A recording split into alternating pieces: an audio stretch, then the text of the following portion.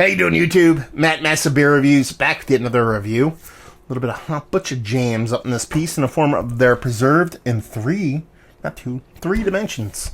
This is a Sabro and Simcoe hopped double India Pale Ale. This comes courtesy of my boys Jude and Jeremiah over there in Hop Butcher.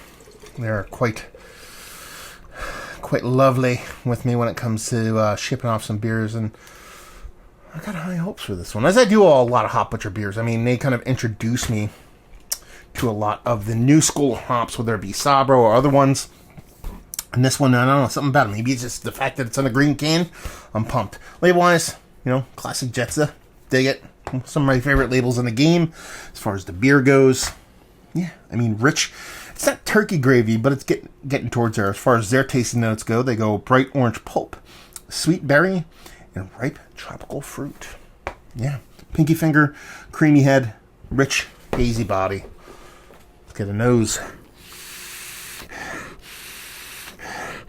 Yeah, that's like a tropical fruit, juicy, bubblicious, juicy fruit thing going on there. I mean, it is all the parts of all the tropical fruits. And that berry thing kind of rings true, too. So you take that nice melange of a lot of different tropical fruits, from your kind of exotic melons to like mango vibes, in mixture with a little bit of kind of like kiwi star fruitiness, and then just dollop in some sweeter, non-tannic kind of berries. That's kind of where you land with this one.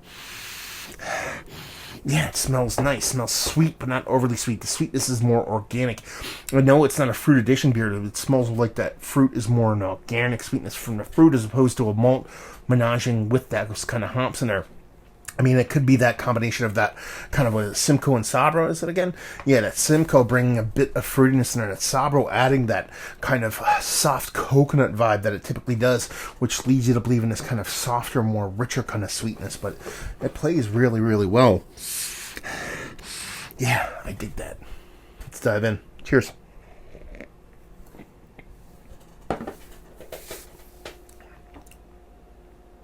This is a new school hazy, like through and through. There's this like biting, really biting, but it's super like razor thin sharpness to this greenness that kind of runs along the edge of your palate. It's really cool in the way that plays, and it's bitter, but it's such on a fine line. It's compressed to such a small area. It's almost like just on the edge of your tongue. That's all you're getting when it comes to the bitterness. The rest of it is just sweet fruit juiciness. It is a melange of all those kind of fruits I was talking about, with the that kind of fruit juiciness from the tropical spectrum, a whole bunch of stuff with the soft berries. Now you're dolloping in a little bit of peach, a little bit of kind of citrus fruits, but letting that kind of tropical fruit lead the way with those berries. I mean, it is literally fruit juice. It drinks like fruit juice. The only reason you're not drinking juice is, one, it is a beer.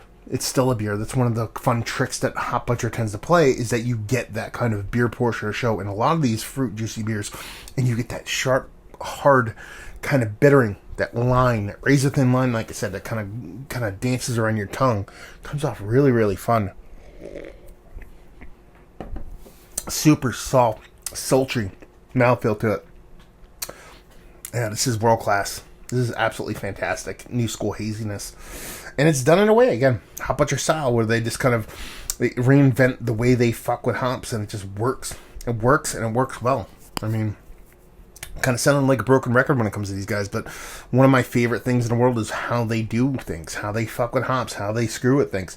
And this is Mad Men shit. This is like kind of crazy, just fucking with shit and coming off in a different way. Sure, it's hitting a lot of the notes that people dig in with new school hazies.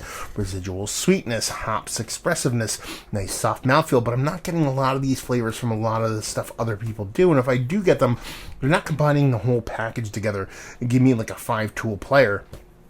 It's like a little good here with a little kind of meh there. This is just top-notch rocket fuel, dialed to 11, new school haziness that just showcases a lot of different things, but it all kind of works and comes in like a really kind of chaotic, while at the same time cohesive kind of package. This is some of the best haze you can get, put it that way. Let's talk about it. Is one of the better double IPAs I've had as of late. Absolutely. This is probably going to end up on an end of year list. It's that good. It just works for me. There you go.